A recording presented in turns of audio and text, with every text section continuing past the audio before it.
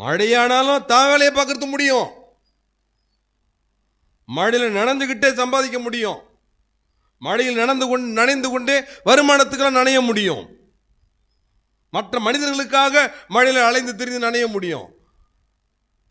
ஆண்டவருக்காக அவரை ஆராதிக்க வர்றதுக்காக இந்த சபை நிகழ்ச்சியில் பங்கெடுக்கிறதுக்காக ஒரே இருட்டிக்கிட்டு இருக்குது, ரொம்ப மிரட்டிக்கிட்டு இருக்க.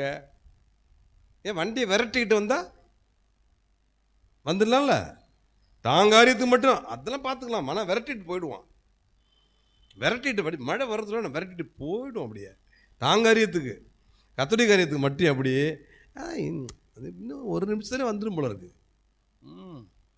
மழை ஆரம்பிச்சுதான் அவ்வளோதான், நம்ம கரைஞ்சி போயிடுவோம், நம்ம மறைஞ்சி போயிடுவோம், வண்டி மட்டும் தானே ரோட்டில் ஓடிட்டு இருக்கோம்.